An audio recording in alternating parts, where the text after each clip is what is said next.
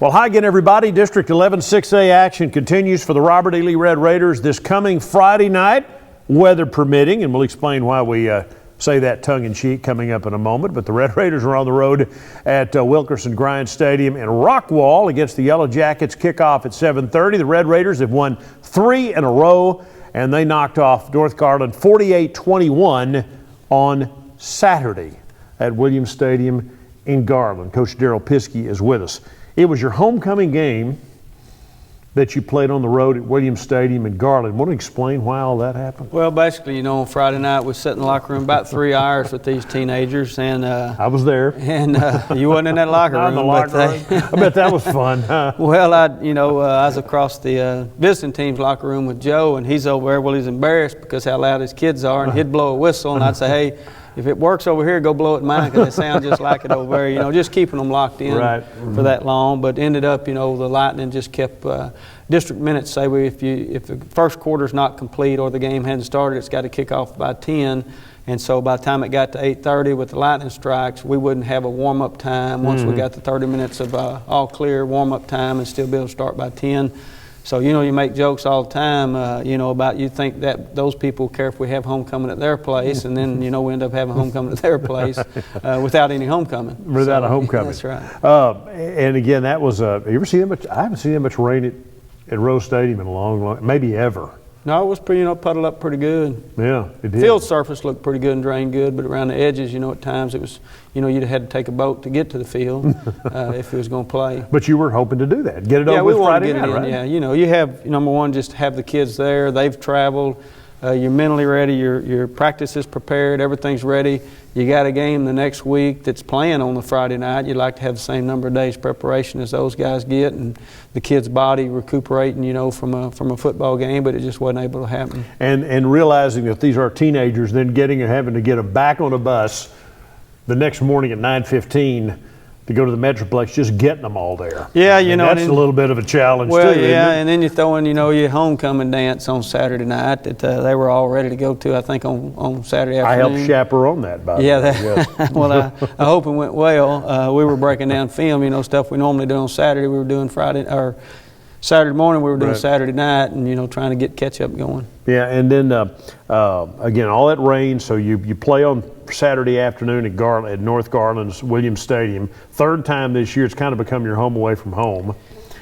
And just we'll see it in the video here in just a moment, but for obvious reasons, just a very strange atmosphere. Yeah, pretty quiet. You know, your kids come out for pregame, and there's not a soul out there. I mean, no really, band? Nothing. I no mean, not a fan. No cheerleaders, no nothing, right? Yeah, both stands completely empty. It was the coaches from North Garland, the coaches from Lee, and the players. And the radio broadcasters. And, well, we didn't see you guys, but y'all must have been up there eating all that extra food they probably had left over. But no, it's a little different, you know, kind of like a few years ago when we had to do that against Texas High. It's just a different atmosphere, and, you know, getting the kids mentally focused again and all that with all the surroundings, you know, is always a challenge. And just to be clear, it's not the rain that postpones the game. No, that's right. It's lightning. You know, we'd go out and play in a monsoon as long as it wasn't lightning.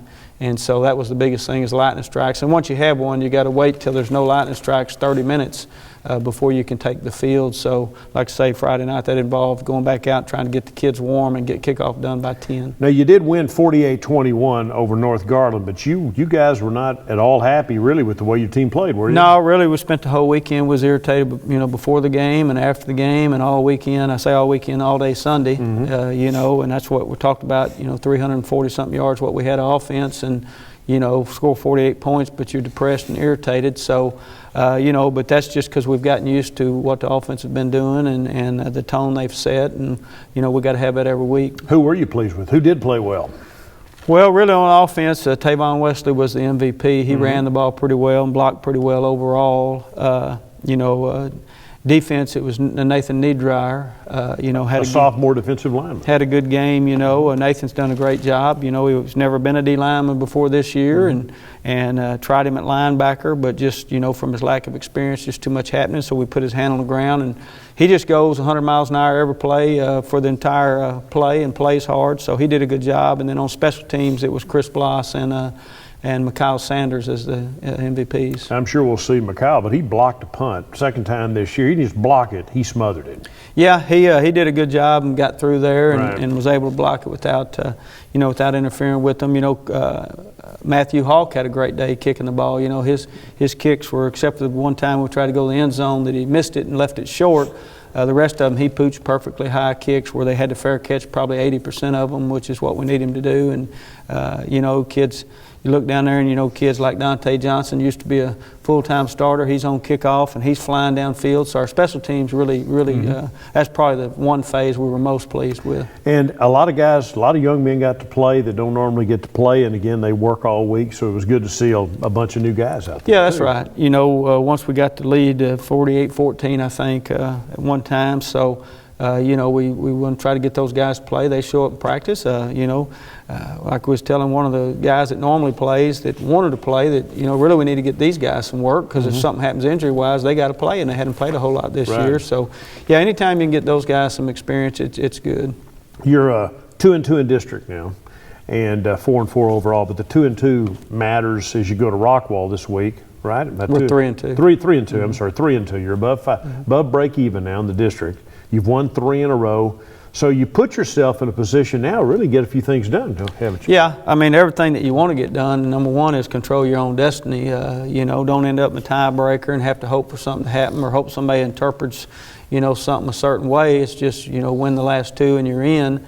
And then, you never know what could happen there. You could actually win the last 2 and have Garland, beat Rockwall or something, and you end up in a tie and get the number 1 seed coming out of the district for your small school. Rockwall, the team you're playing this week, is the district leader. They're now, I think, 5-0 in district play. Beat Rowlett. Yeah. And beat Saxby, beating everybody. But they lost a couple of really, really good players this past year, Chris Warren and Xavier Castile. What's the deal with Rockwall? Well, they're just, well coached, good kids. They're coachable kids, and you can tell they're doing what the coach tells them to do and how they tell them to do it, and they all understand their role. They still got some great athletes over there. They've got good numbers, so that's what they're going to be. They're just going to be a machine executing. Offensively, they're going to show you a lot of formations and try to get you to miss a line and do some things like that, and then they're going to take advantage of whatever you give them. And defensively, they're going to be sound and fundamental, and they're going to come after you hard and play good technique. So you're going to have to stay on blocks. You're going to have to be patient. They're going to get us sometimes. They like to bring people off the edge and stuff, so they're going to get us every now and then. We just have to remain patient. And then in the kicking game, we've got to be solid. I think we've been pretty solid all year in all the phases on the kicking game. We're going to have to do that because they're going to be. So you're saying basically they may not be the most talented team in this district right now. From just a raw talent. Well, no, they don't. They've got some good players. Right, I know. They've lost a couple of good ones, but they're pretty good players become real good players when they do things perfect. Right. And so, that's the challenge with them is they're not going to make mistakes to beat themselves. They're not going to turn it over. They're not going to miss tackles. They're not going to miss a line, stuff like that. So you got to execute to beat them. That sounds like coach's dream, doesn't it? Yeah. Good kids who play, do what you tell them to do. Do what you ask right? them to do all the time. Yeah, that's right. So, and Rodney and those guys, do a good job over there getting those guys ready to go, and we'll have to rise to the challenge. They are still kind of a spread team, but they also kind of use a slot back. What do they? Yeah, they're Auburn. That's where they got their stuff from, and they kind of do all their stuff. A lot of different formations. Use that sniffer back. They like to run the football, but that quarterback can throw the ball well. I think he's pretty high up in the Metroplex area in passing.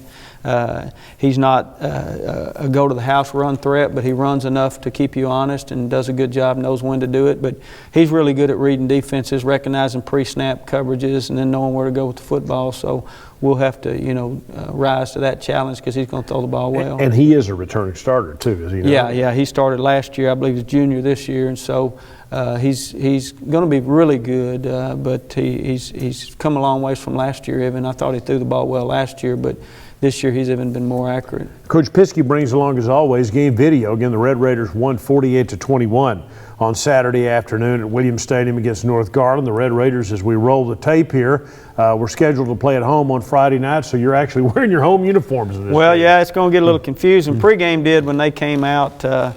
That's Zach right there early in the game. You know, if there's any doubt about his knee, you can watch him juking and jiving there and know that he's just fine. But yeah, they came out for pregame. They got on the Raiders, and they're in white, and you know we're kind of confused. But you know, there's guys downfield, Mason, those guys trying to block. And again, you get with Zach, you know, the knee injury that he had put him in a situation where he missed those 4 ball games. But when he came back last week, he looked quicker. Yeah. And we'll get our video hopefully straightened out here in just a moment. But he looked like he had some of the quickness back, did he not? That he might not have had in that first game. Garland game. And I don't think it's quickness. I think it's confidence. Confidence. You know, okay. I think all he's right. a little bit unsure, you know, about his leg at the time that first week, which understandably so. You know, coming back from an injury like that, and the more and more confidence he gets in it and stuff like that, then the better he's going to get back to being his old self, and it needs to be this week. Yeah, it does need to be this week. But again, it is Chance Amy had done a good. You even got to work him in. Yeah, that's right. Some on Saturday. He didn't play any wide receiver for you. He was just quarterback. Played right? a little bit. Did he play Yeah, a little bit of played a wide little receiver? bit. Okay. We all just threw the ball so bad Saturday that you didn't know who was playing receiver because we couldn't get it to Couldn't them. get You know, him to let them get some catches. But yeah, you know, able to get both of them in the game and do some stuff, and so hopefully that'll carry over because you know we got Chance knows he's one snap away from being the starter again, and that's just part of being the backup guys. You got to be ready and mentally focused. Zach got hit one time on the sideline and was down for a minute, and I think everybody was holding their breath. But as it turned out, it was some completely Oh, just got different. hit in the chin. Yeah, You know, guy okay. slid over top of him, hit him in the chin. Yeah. So, you know, it wasn't anything. Yeah, But it does you know. make your blood pressure go up a little bit when he goes down for any reason, doesn't it? Well, you know, you get a little nervous, but like I say, luckily we have Chance back there, and Chance is pretty good himself. So You're right. you just know, hey, to be the next man up. But yeah, you know, you just hope for him.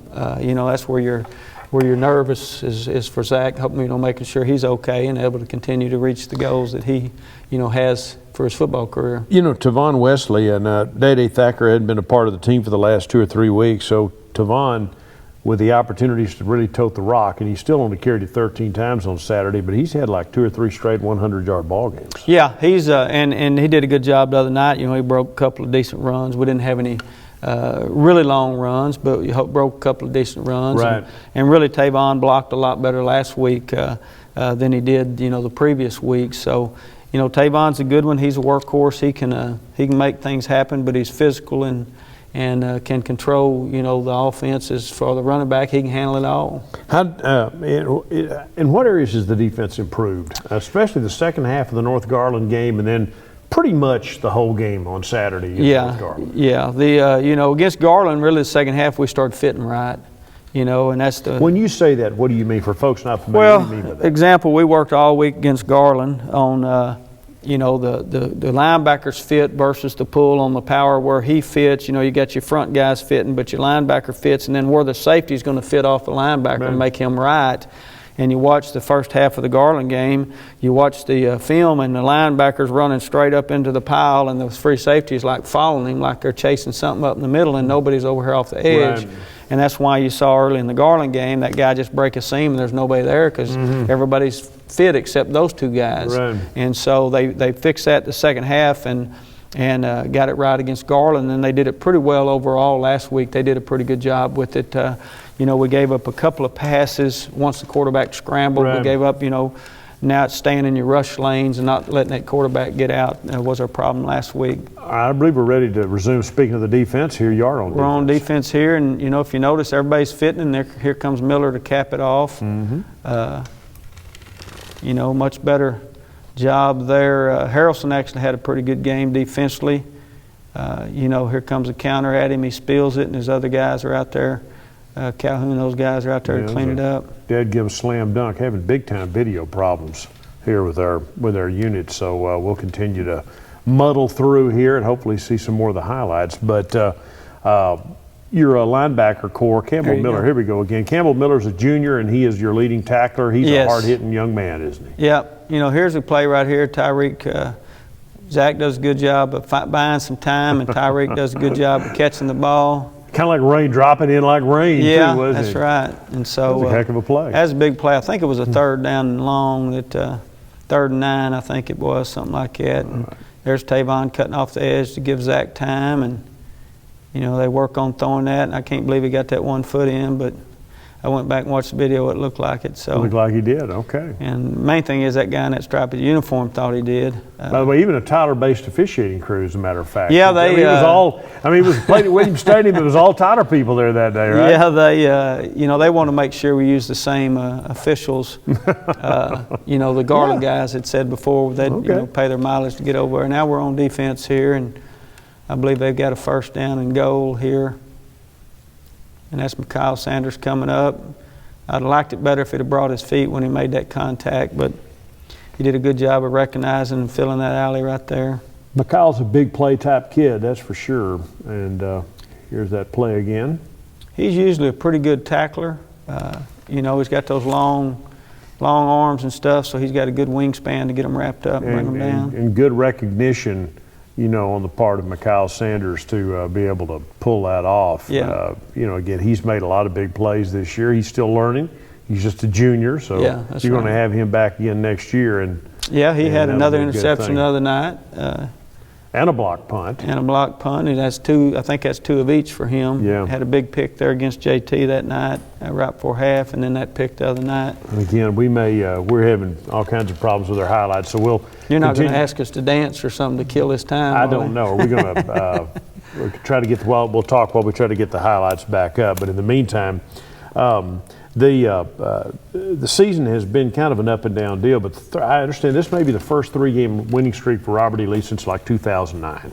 So it feels good to be on a roll right now. And it's taken some. It took a comeback against Lakeview Centennial. It took a comeback against Garland, and then you played well enough to get out in front, stay out in front. One thing you know about your team, they don't quit. Yeah, that's right. I mean, from the Lufkin game on. Did they learn something in that Lufkin Well, game? You think there was a lesson learned there that night? You know, I sure as hope bad so. as that was, that hurt. If to we're lose going that to keep game. talking about it, I hope we learned a lesson from Right. it. But you know, I think they did. You know, like I say, you know, you as a parent, you know, you can tell your kids all you want, many times you want, but until they experience it, a lot of times they don't believe you. So hopefully they learned something that night. But biggest thing is I think they recognize what's at stake, and they know how valuable, you know, getting in the playoffs is, and redeeming themselves from last year's playoff experience where they went down there and laid an egg against Midway and got their lungs kicked in. So I think they want to get back there, and you know, I'm just proud of the way they've overcome some adversity. You know, Chance has done a great job, but you lose Zach Hall.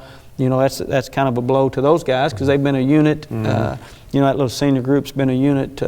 You know, since they've grown up, they've played little Pop Warner football together, little dribblers together, and all the way up. And so, you know, to be able to overcome that and keep their focus to be able to pull that off against Garland and Lakeview, and then you know, North Garland, to keep themselves alive, you know, says a lot about them. Yeah, and that's good because they are you know, having a son on the team. I've seen those kids grow up, and you kind of get attached to them and see what you know. You know what they're capable of doing. That's what's frustrating. Yeah, at that's times, right. Yeah, because you know what they are capable of doing. Yeah, and that's the hardest part, you know, on coaches is you know the potential in guys and potential in teams, and you know it frustrates you when you know do everything in your power, you know, run them, holler at them, do everything you can do to try to get them to reach that potential. But you know, the best motivation there is that intrinsic motivation where it comes from within. So I feel like we've got a decent amount of that on this team, and that's helped them to stay motivated and to work hard and to get it right.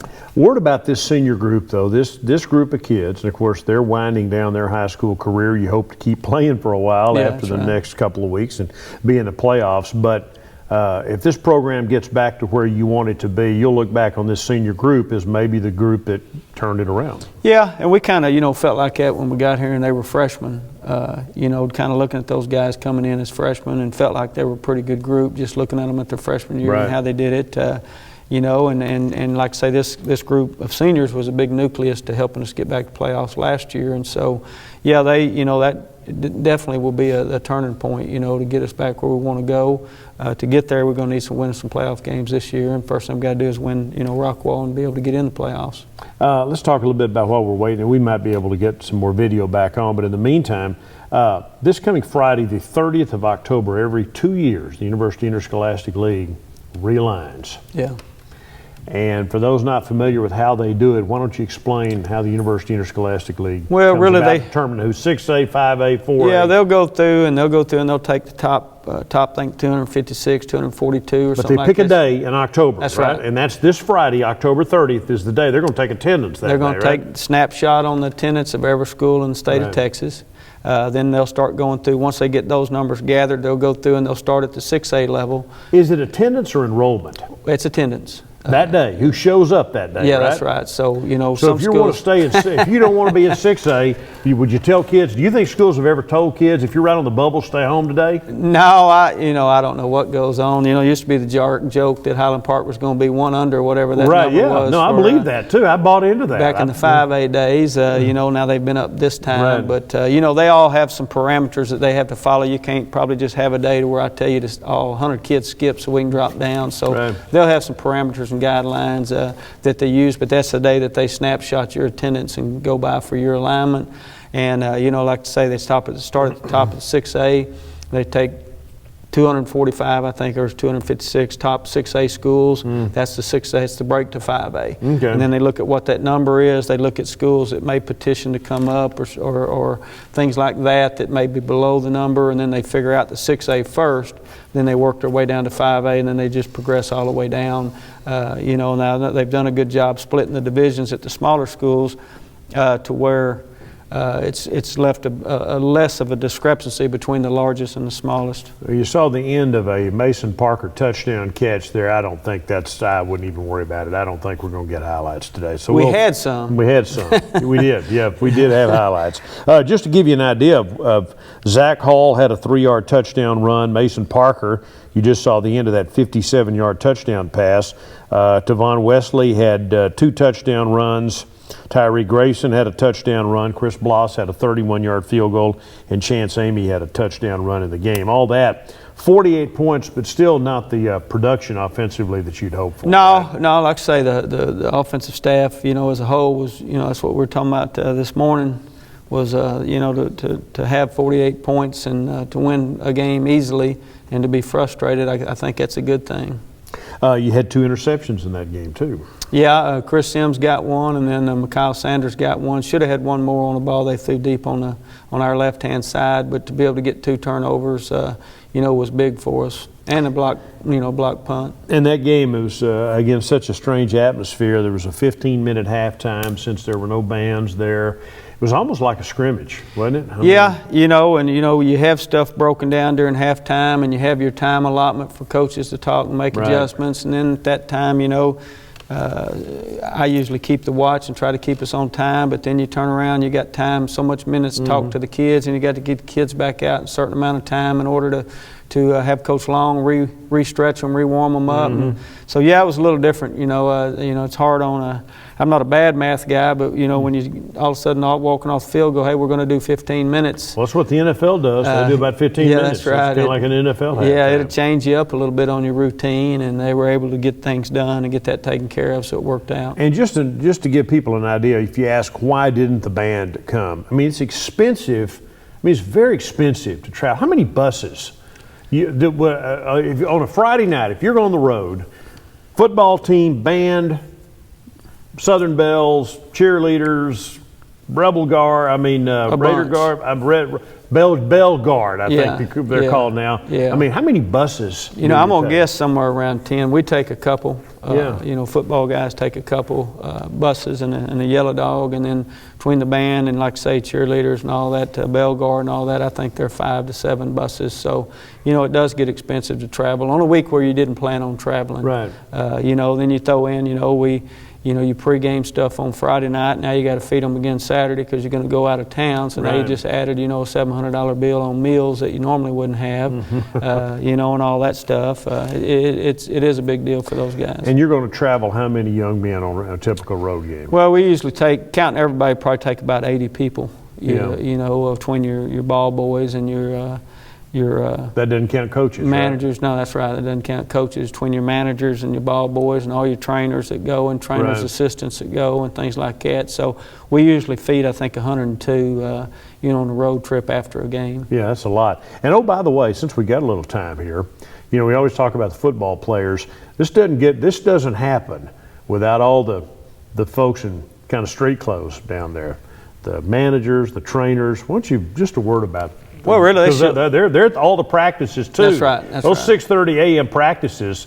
Those kids are there too. Yeah, they're aren't they? there. I mean, if they're not there, they don't get to go on Friday. So, Yeah. you know, they all show up. And really, it's important because, you know, you're sitting over a coach and the kid's helmet breaks. I mean, you don't want to take the coach away from his drill to go fix a helmet. Right. And so you got kids there to do that. You know, Jason Hull and Tristan Rosser and those guys. And Yeah. Dylan Piskey tries to be down there, but I think he's more leading the cheerleader. charge. Well, that's right. He's leading the charge on the get Yeah. fired up deal. But, you know, those guys, they show up and do a good job. And then your training assistants, those little guys and gals are down there every morning. They've got water every Friday night.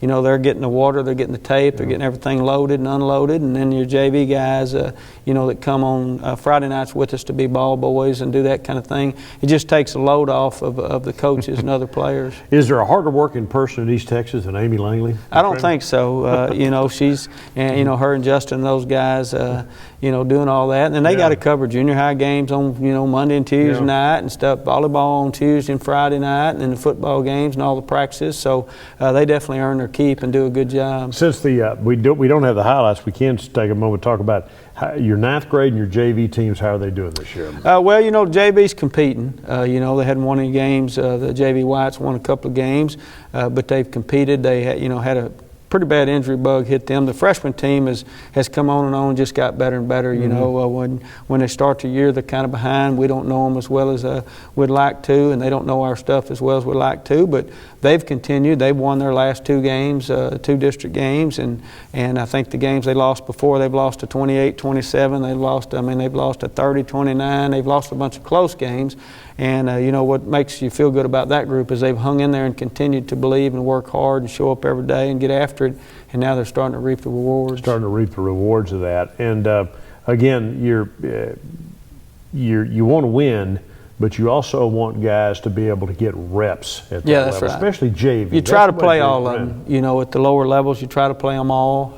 You know, I know the other night, you know, it cost us a touchdown there late and kind of made it, you know, iffy if we was going to pull it out. Yeah. But, you know, they got some guys in that hadn't been in the game. They got them in, and that quarterback they had, number 2, took it to the house during the freshman game and ran it about 80 yards for a touchdown. And then now they on, you know, onside kick, and now you're in a bind trying to get the onside kick, but it worked out. All right, so what do we expect from Rockwall on Friday night? Really just a machine offensively. You know, they've been putting up a bunch of points, a bunch of yards on everybody they've played district-wise because they're just going to execute. And like I say, they throw so many formations at you. They're going to get some big plays. We've just got to try to limit them, and then we've got to try to get some stops. You know, defensively, they're going to be fundamentally sound technique-wise. You're going to have to beat them. They're probably not going to blow something. They're not going to blow an alignment or something. You're going to have to beat them man for man to do that. And then, like I say, on special teams, we're going to have to be solid because they're going to be solid. Win these last 2 games, you don't have to worry about tiebreakers. Yeah, that's right. That's the goal. That's the plan. That was the goal coming in, you know, to the district play, you know, and then stumble early, you know, with the adversity we were facing and be able to pull it back off. You know, it'll be good for the kids. All right, good luck. The Red Raiders again on the road this week. They didn't expect to be on the road this past week, but again, the weather forced the move from Friday night to Saturday afternoon at Williams Stadium. The Red Raiders passed that test, winning at North Garland 48-21. Now it is a true road game this week in Rockwall against the district leading Rockwall Yellow Jackets. But the Red Raiders have won 3 in a row, and they are very much in the playoff hunt right now. Should be a heck of a matchup at 7:30 Friday night at Wilkerson Grind Stadium in Rockwall. The Red Raiders need and deserve your support, so we hope to see you there. For Coach Piskey and the Red Raiders, I'm Bill Coates. Thanks for joining us.